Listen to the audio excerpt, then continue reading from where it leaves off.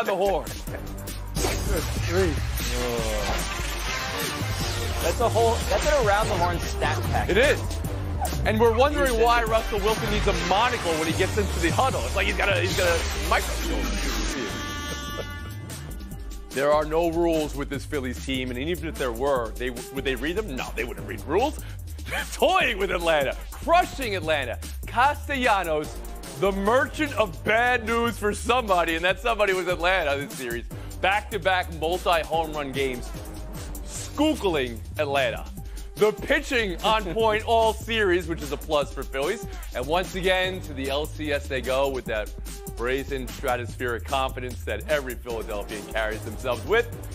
And look at the shirt. Worn in the sanctuary. They will not stop stepping on this Atlanta team. I guarantee you that. Pablo Torre, around the horn to you. This run, this team, this John, those Phillies. Yeah, Tony, these are the best vibes in the baseball playoffs, really by far. And you could start with the statistics, the idea that the Atlanta Braves had one of the best offenses in the history of this sport. And that, of course, here come the Phillies scoring twice as many runs, 3 times as many home runs, making, on the part of their pitching staff, a clear statement, on the part of their offense, a clear insult, right? Like, they are the team that can have fun in all of the ways that the Braves were too uptight to enjoy. Like, they're trying to shut down clubhouses across the sport in Atlanta. In the Phillies clubhouse, they're laughing at everybody. And in the city of Philadelphia, they are dancing on their own. They are dancing to Robin. They are having so much fun. And so the stats are there, but it's the vibes, Tony, that are unimpeachable. Justin Tinsley, what are you seeing from this Phillies team? With all due respect to the players, Tony, this is honestly about the fans. Really? Like, Okay. did you hear them in there last night? No. It sounded like deleted scenes from the movie 300 last night. That's how loud the roars were. There's a fearlessness that injects into this team, and that is an advantage that only they have with respect to the Diamondbacks, the Rangers, and the Astros. This is a Philly thing, and honestly, man, when I was coming here today, I was listening to one of my all-time favorite albums by Beanie Siegel, Philly Legends, called The Reason. It's gritty, it's grimy, it's explicit, it's stick your chest out music. Those are those fans, the Broad Street Bullies. They got in Atlanta's head. They took that Bryce Harper trash talk personally. And look, if they can win 8 more games, if they win the World Series, the fans are a huge reason why that happens. Tim Kalisha, what are you seeing from this Phillies team? You know, as strange as it seems, as much as they love their Eagles, as much as they embrace the Flyers, who really haven't done anything big since the 70s, that is a baseball town. It is a strong baseball town, and the Phillies haven't done a ton themselves. But anytime they're good, anytime they're close, that noise, that vibe, as Pablo said, I think it's legit. We hear a lot about teams that think they have the noisiest arena, the noisiest fans. And some of those come off a little hollow once you go there. Philly's different. Philly's got its own weather for baseball, which is going to be a factor for Arizona and maybe one of the Texas teams if the Phillies keep moving along. So, I think all of that is legit. Harper's stare is legit. This is a difficult team to play right now. And Lindsey Theory, are the Phillies the most dangerous and now the favorite to win the World Series? Tony, check the tape. Told you a week ago. Yeah, you got that one right. You got that one right. I covered the Eagles a week ago, and there was a lack of buzz. I said, what's going on in Philadelphia? Hello, the Phillies. That place last night, watching that, was electric. You wanted, as a fan, to just be drawn in. And honestly, as someone impartial, you just want to cheer for this Phillies team because everything about them is exciting. 9 home runs in the last 2 games. That's tied for the most in that span in MLB postseason history. So this team, exciting. Bryce Harper is electric, and you just want to get behind them. I'm sensing an evolution of thought here, which I appreciate because I've been muting panelists on this show for decades now, because we've been on for so long, when they insult Philly fans all because of some hopped-up Santa Claus line that's just a joke at this point, and nobody remembers, and nobody even really does the fact-checking on it, recognizing now what type of fan the Philadelphia fan is. On the other side of the field last night, though, Atlanta, the crushing disappointment. Let's go. Again, at the hands of their division rival. Another 100-win team in baseball out. You can take a shot at the format in the league if you want, but more MVP candidates doing nothing in the postseason. This wasn't just format. This was the Attaboy series. even during the game last night, Atlanta players could be seen not handling the heat from Phillies fans about it all well. Strider, who's now lost 3 games in 2 postseasons to Philadelphia, says don't blame the format. But manager Brian Snitker said, I told them they have nothing to hang their heads about. Tim, is this really a nothing to hang your heads about elimination here for Atlanta? No, I don't think it is. And we've talked about this, and we talked about it with Giannis and how the Bucks are supposed to feel when they don't win a title. And you don't have to mourn for 3 months when you don't come through. But at the same time, when you're the Braves, and you were much better than the Phillies last year and much better than the Phillies in the regular season this year, and you had an offense unlike any other in baseball, leading in home runs, leading in everything, averaging 4 extra base hits a game. They had 4 extra base hits in 4 games against the Phillies. All those bats went silent. And when that happens, yeah, you do need to hang your head for a little while. Lindsay Theory. Tony, this isn't Little League. In the immediate aftermath of a loss like that, you can't say that there's nothing to hang your head about, because your goal is to win championships. That's the only reason why you play baseball, any professional sport. This team becomes the first in MLB history to win 100 games in back-to-back seasons and lose to the same team in the postseason. At least in the immediate aftermath, you have to be disappointed. You have to express disappointment in how you guys perform. Maybe a week later, you look back and say, oh, it was actually okay. But ask the 2001 Mariners, who remembers having a great season and not winning a title. Pablo Torre. But that's the thing, is that the truth of it is not something anybody wants to hear, not even the team that lost, I think, because it's an indictment of the game you're playing. The indictment is what we're doing now is not the sport you know for 162 games. That's why the Mariners of 01, to Lindsay's point, are in the dustbin, and that's why right now these Braves need to hang their heads. The reality, though, is, Tony, the truth of it is, and this is what Snitker could say, look, there are no upsets in the baseball playoffs. That's what Joe Sheehan, the very smart baseball writer, says. Everyone can get it. It doesn't matter if you're the greatest team of all time. So you're putting this on the format that baseball has elected to go to, and now we're hearing the commissioners say we're going to stick with it. But all these 101 loss teams, 100 win teams, losing here, you're putting this on the format. Tony, 162 to 5 to 7. The math is so obvious. It's just what we've opted into. And so you can't complain about it once you're in. Justin Tinsley, can you? Can you complain? You can complain, but nobody wants to hear you complain. When you have back-to-back 100-win seasons and you lose in the divisional round in back-to-back years, oh, yeah, to a divisional opponent, yes, that's disappointing. Matt Olson led the entire league in home runs and RBIs. Didn't have a single one of those in this series. Ronald Acuna, the MVP frontrunner in the National League, went hitless 3 out of the 4 games. MVP in this case stands for must vacate playoffs. That's disappointing. And you know what? You got to watch a divisional opponent potentially win the World Series. Ooh, that's going to be a cold winter. Spring training is a long time away. But Justin, you're pulling back on me. When we sat down, you were going all in on this team because of how Philadelphia got in their heads, the whole attaboy clubhouse. They opened that can of worms. Yeah. They did that to themselves. The second, we showed you that photo of Arcia on the bench, turning around and looking at Philly fans. The second you saw him do that, you knew this was not going to end well for Atlanta. All right, we've been horned. Don't bark up that tree.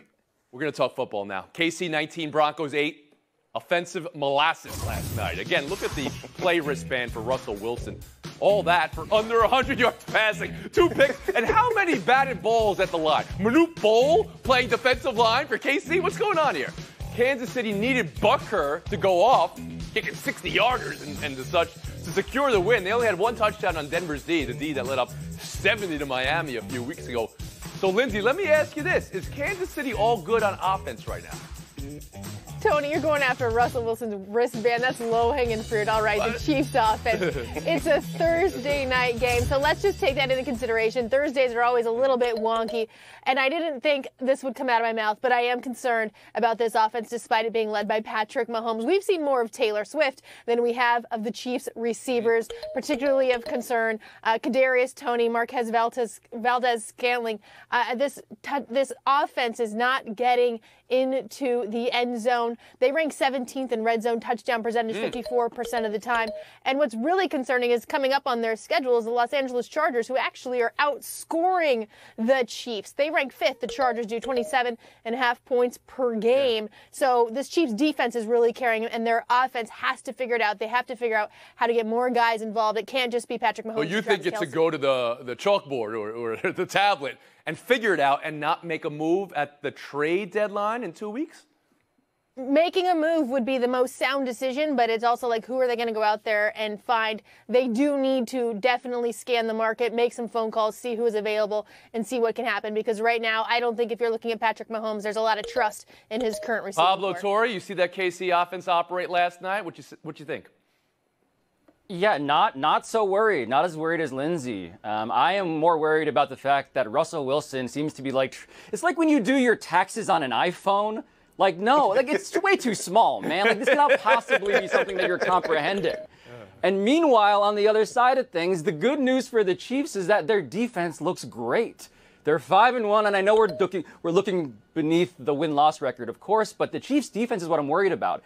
I am not concerned about a healthy Patrick Mahomes and a healthy Travis Kelce, who looks healthier now. So yeah, I'm happy. I'm happy if I'm Andy Reid right now. Justin Tinsley opening up the hood on that offense. What do you see? I'm putting the Chiefs on the clock. 18 days. You just mentioned it. Okay. 18 days is the trade deadline. They need to make a move for a wide receiver.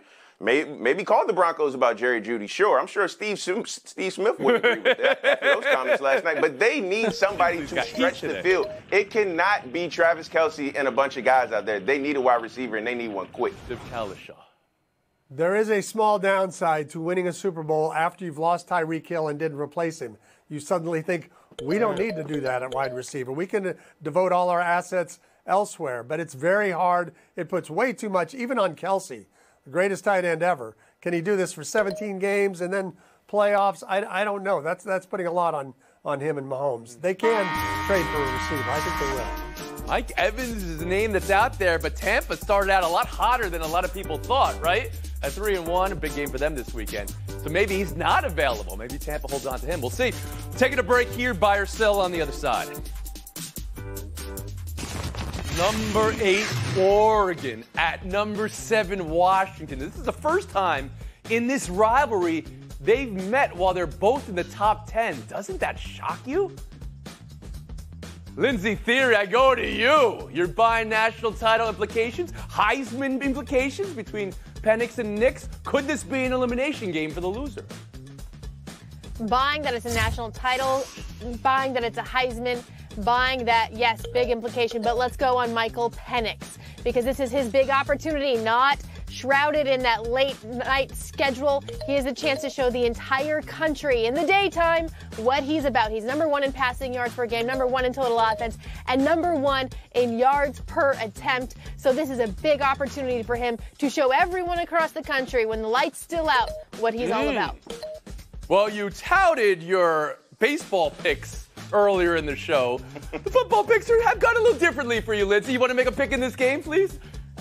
University of Washington, UW, that O still means 0 national championships. I can't go with the Ducks. Tim Kalishaw, how about you? I'm going to buy that this Heisman race is a great send-off for the Pac-12. You got 3 Pac-12 quarterbacks. Who do you like? The Auburn transfer, the Indiana transfer? All right, you've got jokes. You've got jokes. In this case, I like the Indiana transfer. I like Washington. I think Oregon's rushing stats a little fraudulent with their strength of schedule. Give me the Huskies. Justin Tinsley. 3 games of over 400 passing yards already. That's most in the FBS. 35 completions of over 20 yards. That's second in the FBS. Michael Penix Jr. is great. And as Lindsay was saying, this is really his first opportunity to showcase to the entire country. This guy is a top 5 draft pick, probably. So, yes, this is national championship implications. This is Heisman frontrunner implications. And I think he shows out on Saturday. Pablo Torre. But to Tim's point, right, the top 20 teams in the country, 7 are from the Pac-12. That's a pretty good conference, turns out. They should do something about that. But in terms of the Bo Nix of this, Tony, I want to shine the spotlight on him because he has a bit of the Steph Curry problem here. When Steph and the Warriors are winning all these games, Steph wasn't playing fourth quarters. Yeah. So true is Bo Nix. Only 14 passes attempted through the last 15 minutes through 5 games. That's why his stats aren't nearly as good, because his team, Oregon, has been blowing people out. Okay, well, are you going to be the one person to go with the Ducks in this matchup? I will say that the Penix is not mightier in this case. Yes, absolutely. Okay. Somehow Woody Page got into your body just for a second to deliver that line. I like the pop. We'll move to Colorado Stanford. That game is tonight. It's 8 o'clock local, 10 p.m. Eastern. Stupidest thing ever invented in life. That's a quote from Deion Sanders about the game time. Again, 8 o'clock local is the stupidest thing ever invented in life, Tim? No, the stupidest thing ever invented was the college all-star game they used to play in football a little before these panelists' time, when the NFL champion would play college all-stars. And in the 50s, they played by college rules, which meant the NFL team had to play single platoon. They couldn't substitute on defense. Big problem. Okay, I'll take your word for that about this start time. That said, Deion's wrong. This is great. There's nothing else going on. There's no baseball tonight. There'll be 10 million people watching Colorado Stanford. Let's have it. Justin Tinsley, stupidest thing ever? Look, traffic circles, mosquitoes, late college football games, all in the college football playoffs are stupidest things ever invented. But he had a quote in that interview that really resonated with me. He said, "What are we supposed to do with these kids until 8 o'clock?" This has been a season full of quotables for Deion. But as a father of a 9-month-old, I often, too, find myself asking that same question. What the hell am I supposed to do until 7:30? Because this little guy has too much energy for me. So I loved it. Pablo Torre. I think Deion is obviously wrong. The stupidest thing ever invented in life is the non-Japanese toilet, because we're barbarians, it turns out. But I would say that he's not so far off, because maybe the second stupidest thing ever invented in life is, in fact, daylight savings. Like, time zones don't actually make sense, daylight savings specifically. I'm going to walk outside here today, and I don't even know if the sun's going to be out. So he's not totally off, but yeah, there are stupid things. Lindsay theory. Stupidest thing ever. It's the crack between your driver's seat and the center console. What goes down there? Okay, but this is a close second. Yeah. I can attest, as someone who lives in Los Angeles, traveling to the East Coast a lot, you guys, I cannot stay up for 10 o'clock kickoff. That is wild. Deion Sanders, welcome to the Pac-12. Welcome to the fight that has been. Welcome. Thank you, Larry Scott, once again for everything you did to the conference. You left them with a whole lot of rubble. You got Colorado or Stanford, Pablo? I got Colorado. Tim Kalishaw? Buffs, you know that. Tin? The fighting Deion. Lindsay. Colorado. Taking a break. Theory. Tinsley. Showdown next. Showdown, good luck. Rangers, Astros. Game 1 Sunday. We know Verlander on the mound for Houston. Is it Montgomery? Is it Eovaldi? Is it Max Scherzer? Bruce Bochy says he's encouraged by the progress in the shoulder of Scherzer. How should Bochy play this? Can you trust it could be healthy Scherzer, Lindsay? This is a tough one. The Rangers are on a roll. They've won all 5 of their postseason games, sweeping both series. Can you trust Scherzer? Well, you sure traded for him. You exercised his 2024 option. If you can't trust him now, when can you trust him? So you got to go with him if he says he's ready. This is why you traded for him, Tony. This is why you traded for him. Look, I don't need you to be the ace. I just need you to get 5 solid innings and give it to the bullpen, which has been pretty damn good this postseason. I think you got to give it a shot. When we talk about predictions on this show, we often give mutes. The day of those trades for Scherzer and Montgomery, Justin, you said Jordan Montgomery, who's been an ace for Texas this year, would pay dividends. You're getting the bonus now. Long live Jordan. Lindsay, you weren't even on the show at this point. Tough for me to make a ruling there. But here we go to Showdown 2. How West Virginia took the lead on Houston in the final minute last night. This is with the game on the line. On 4th down. And you thought it was the end of the game, but how Houston took it back in the final seconds. A Hail Mary. Justin, did Houston win it? West Virginia blow it, but not bat it down. Houston definitely won it. One of the bedrock rules of this fine company, ESPN, said by Tom Jackson, on a Hail Mary, you knock it down. Knock it down. Yes, Lindsay. West Virginia lost it. Knock it down. That's all you have to do. Knock it down. Justin Tinsley. 30 seconds of face time. I want to take some time to shout out Bowie State University and Morgan State University. Recently, a spread of violence overtook the Morgan State University campus, and they weren't allowed to have their homecoming, which is a heartbreaking gesture if you're a student. Bowie State opened their campus up, their homecoming up to Morgan State University. I saw the clips on Instagram, and I thought it was a beautiful display of HBCU unity. So shout out to Bowie State and all love to Morgan State. Well done, Justin. And Hampton having their homecoming in a couple Be there in 2 weeks, baby. We'll be there. the H this Hampton's year, right? real You took the H over Howard? Yeah. Oh, yeah, no, it stays in our gym. It stays in Holland Hall for sure. Feeling cute. They say, all right, that's going to do it, folks. You know On a 71.5 hour break. We'll see you Monday around the horn.